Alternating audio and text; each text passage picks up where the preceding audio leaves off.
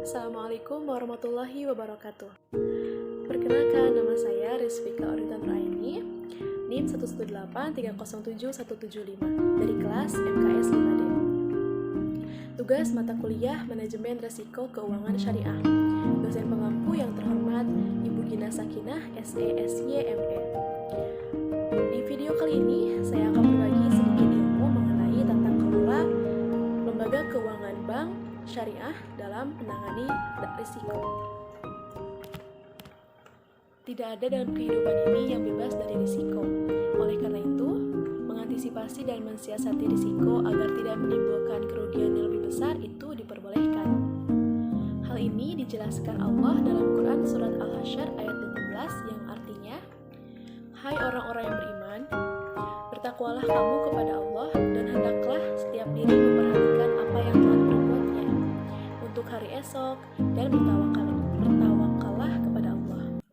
Sesungguhnya Allah Maha mengetahui apa yang kamu kerjakan." Dari ayat tersebut, maka kita sebagai muslim diperbolehkan untuk mempersiapkan apa yang diperbuat untuk hari esok dengan mengetahui, mempelajari, dan menganalisa risiko yang akan terjadi dengan menerapkan manajemen risiko. Selanjutnya, kita diperintahkan untuk bertawakal kepada Allah terhadap apa yang terjadi setelah melakukan berbagai usaha tersebut. Karena kita sebagai manusia hanya bisa meramalkan dan memprediksi, selanjutnya Allah lah yang menetapkan hasil akhirnya. Pertama, saya akan sedikit mengulas mengenai pengertian bank syariah. Bank syariah adalah lembaga keuangan bank yang dikelola dengan dasar prinsip syariah. Sebagai sebuah entitas bisnis, dalam kegiatan usahanya, bank khususnya bank syariah menghadapi risiko-risiko yang memiliki potensi mendatangkan kerugian. Untuk selanjutnya, manajemen risiko. Manajemen risiko merupakan suatu usaha untuk meminimalisir kemungkinan terjadinya kerugian. Manajemen risiko merupakan suatu usaha untuk mengetahui, menganalisa, serta mengendalikan risiko.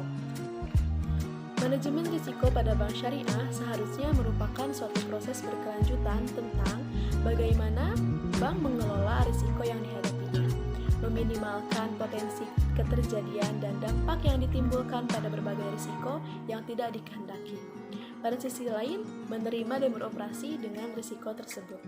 Bank syariah dalam menerapkan manajemen risiko itu mencakup pengawasan aktif Dewan Komisaris, Direksi, dan Dewan Pengawas Syariah, serta kecukupan kebijakan, prosedur, dan penetapan limit risiko, kecukupan proses identifikasi, pengukuran, dan penetapan limit risiko, dan juga sistem pengendalian internal yang menyeluruh kepada nasabah yang akan melakukan pembiayaan.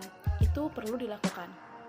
Jika ada kejadian, misalnya nasabah yang telat bayar, maka strategi untuk meminimalisir risiko di bank syariah secara umum, yaitu yang pertama, ketika akad pembiayaan di awal, nasabah pembiayaan harus ada 1 kali blokir angsuran. Maksudnya, ketika nasabah sudah jatuh tempo, tetapi nasabah itu di luar kota, maka uang yang diblokir tadi digunakan untuk membayar angsuran. Selain itu, petugas penagihan juga biasanya mereka melakukan strategi seperti menelpon atau kunjungan langsung ke rumahnya, dan juga melakukan menggunakan surat teguran.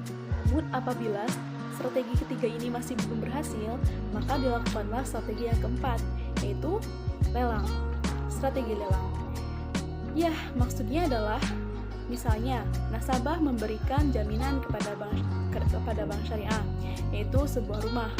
Maka rumah tersebut akan dilelang karena nasabah tersebut tidak bisa melakukan pembiayaan pembiayaan.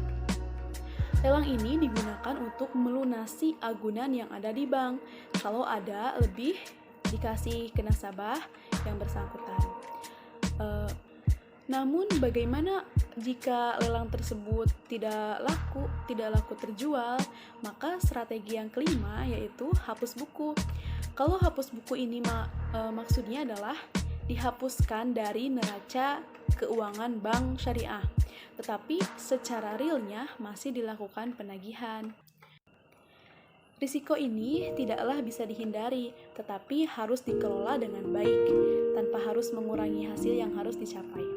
Risiko yang dikelola dengan tepat dapat memberikan manfaat kepada bank dalam menghasilkan laba. Penerapan manajemen risiko dapat meningkatkan shareholder value, yaitu memberikan gambaran kepada pengelola mengenai kemungkinan kerugian di kemudian hari. Hal yang harus dilakukan juga adalah meningkatkan metode dan proses pengambilan keputusan yang sistematis yang didasarkan atas ketersediaan informasi, menilai risiko yang lekat pada instrumen atau kegiatan usaha yang relatif kompleks, serta menciptakan infrastruktur manajemen risiko yang kokoh dalam rangka meningkatkan daya saing. Sekian yang dapat saya sampaikan. Mohon maaf apabila masih ada kekurangan dalam penyampaian. Terima kasih sudah menonton. Wassalamualaikum warahmatullahi wabarakatuh.